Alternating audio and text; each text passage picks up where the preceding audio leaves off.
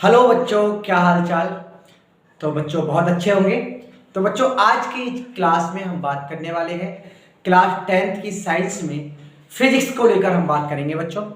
तो फिजिक्स में जो पहला चैप्टर है आप लोगों का, जिसका नाम है प्रकाश का परावर्तन तथा अपवर्तन। तो आइएगा हम इसी चैप्टर को डिस्कशन करते हैं बच्चों। प्रकाश परावर्तन तथा अपवर्तन, ठीक है। तो इस चैप्टर को आज हम पूरे चैप्टर को डिस्कशन करने वाले हैं। अगर पूरा चैप्टर कंप्लीट नहीं होगा पर एक वीडियो में हम तो दूसरी वीडियो में बात करेंगे। तो बच्चों सबसे पहली बात यह है कि अगर चैनल पर नए हैं तो चैनल को सब्सक्राइब सबसे पहले कर लें। और बच्चों हमारे इस चैनल पर आपको डेली लगातार सारी क्लासेस प्रोवाइड की जाएंगी, तो हमारे साथ लगातार जुड़े रहें, ठीक है। तो आइएगा हम बात करते हैं सबसे पहले फिजिक्स को लेकर। तो बच्चों को फिजिक्स में बहुत ज़्यादा डर रहता है कि क्या होगा, फिजिक्स बहुत कठिन है, ये है वो है सारी बातें। तो बेटा फिजिक्स बहुत कठिन नहीं है, फिजिक्स बहुत ज़्यादा सरल है।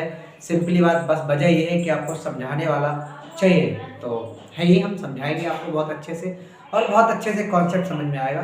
तो आइए क्लास को शुरू करते हैं हम। सबसे पहले जो आप सबसे पहले बात करेंगे प्रकाश की, चैप्टर ही हमारा चैप्टर ही है, चैप्टर का नाम है। तो सबसे पहले अगर हम बात करेंगे प्रकाश की, प्रकाश मतलब लाइट, ठीक है, लाइट। तो क्या होता है लाइट बच्चों? सबसे पहले प्रकाश है क्या?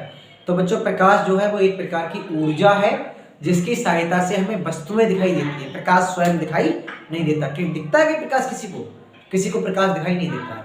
प्रकाश क्या है? प्रकाश एक प्रकार की ऊर्जा है जिसकी सहायता से हमें वस्तुएं दिखाई देती है। क्लियर बात? प्रकाश हमें स्वयं दिखाई नहीं देता है। इतनी बात समझ में आ गई? तो ये बात आप लिखते जाइएगा कॉपी पे, ठीक है।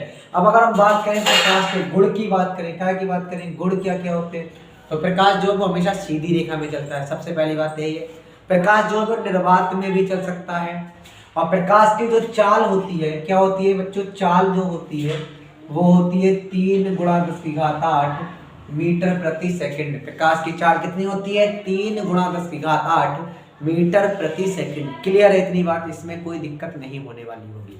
आगे बढ़ते हैं। तो आगे अगर हम बात करेंगे, आगे बात करेंगे प्रकाश का परावर्तन। क्या बात करेंगे? प्रकाश का परावर्तन। क्या होता है प्रकाश का परावर्तन? तो देखिएगा सबसे पहली बात क्या है कि हमें डायग्राम बहुत अच्छे से आना चाहिए। अगर फिजिक्स में हमें डायग्राम आता है तो हमें सारी बातें आती हैं। अगर डायग्राम नहीं आता है तो कुछ भी नहीं आता है, ठीक है। ये दर्पण होगा, यानी कि मिरर कह सकते हैं, या चिकना तल भी हो सकता है। आने वाली किरण को हम कहते हैं बच्चों आपतित किरण। क्या कहते हैं? आपतित किरण। वापस जाने वाली किरण को क्या कहेंगे? इसे कहेंगे परावर्तित किरण। क्या कहेंगे? परावर्तित किरण। और ये कहलाएगा हमारा अभिलंब। क्या कहलाएगा? ये कोण होगा I, ये कोण होगा R। इसको कहेंगे आपतन कोण और इसको कहेंगे परावर्तन कोण, ठीक है। तो ये हमारा हो गया डायग्राम, ठीक है। ऐसे बनाना है आपको डायग्राम।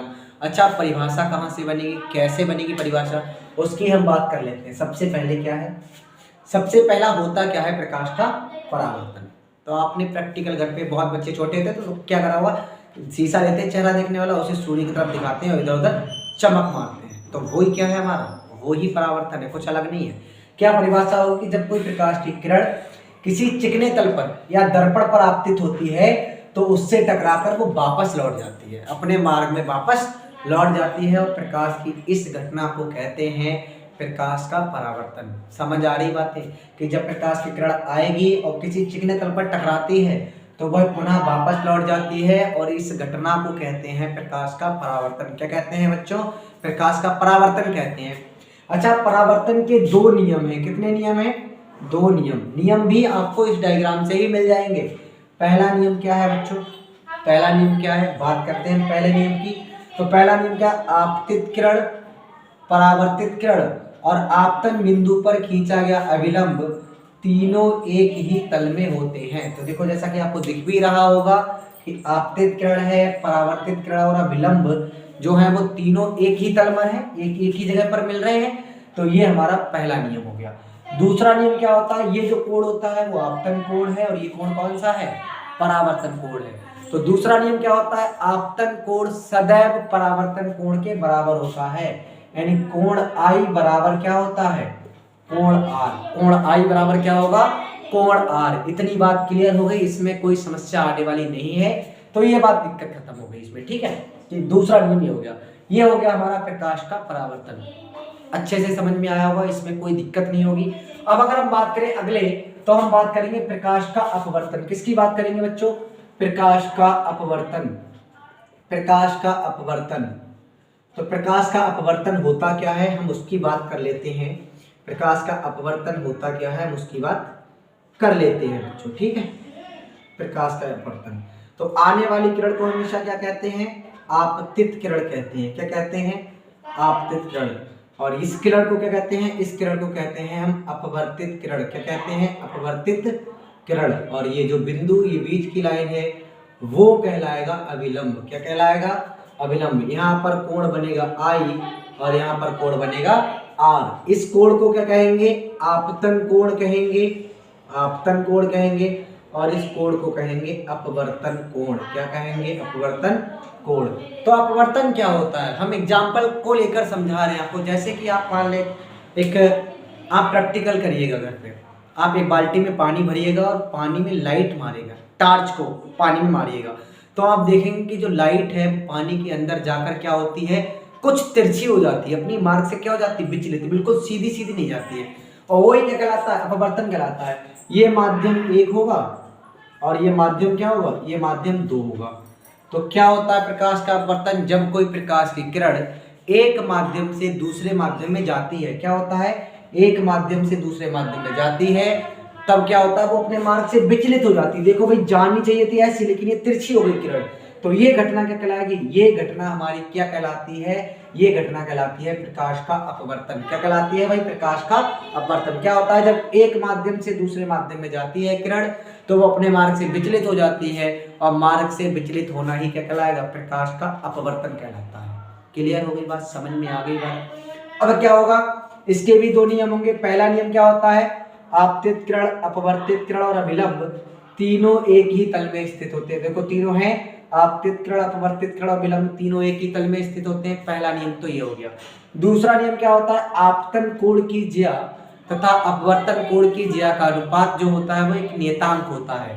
यानी कि साइन आई वटे साइन आर बराबर क्या होता है, कांस्टेंट होता है। क्या होता है, कांस्टेंट होता है, यानी कि नियतांक होता है। इतनी बात, ये हमारा दूसरा नियम, और इसे हम स्नेल का नियम भी कहते हैं। इसे स्नेल का नियम भी कहते हैं, समझ रहे हो, इसे हम स्नेल का नियम भी कहते हैं। इतनी बात समझ में आ गई, इसमें कोई दिक्कत, कोई परेशानी नहीं होनी चाहिए, ठीक है। तो ये बात बहुत अच्छे से समझ में आ गई, प्रकाश का परावर्तन और प्रकाश का अपवर्तन, ये 2 टॉपिक फिनिश हो गए। इसमें कुछ भी ऐसा नहीं होगा, मेरे ख्याल से समझ में नहीं आया है। अगर आपको इसमें कोई भी डाउट है, कुछ भी समझ में नहीं आया है, तो आप कमेंट में ज़रूर बताएं। अच्छा दोस्तों, अगर वीडियो अच्छी लगी हो तो इसे लाइक करें, अपने दोस्तों के साथ शेयर जरूर करें। अगर चैनल पर नए हैं तो चैनल को सब्सक्राइब जरूर करें। इसके आगे की जो भी है, आप इसके आगे हम जो पढ़ने वाले हैं वो हम पढ़ेंगे अगली वीडियो में, दर्पण और लेंस को। तो हमारे साथ लगातार बने रहें और चैनल को सब्सक्राइब जरूर करें। कल हम इस वीडियो को अपलोड करेंगे जिसमें हम दर्पण और लेंस के बारे में पढ़ाएंगे।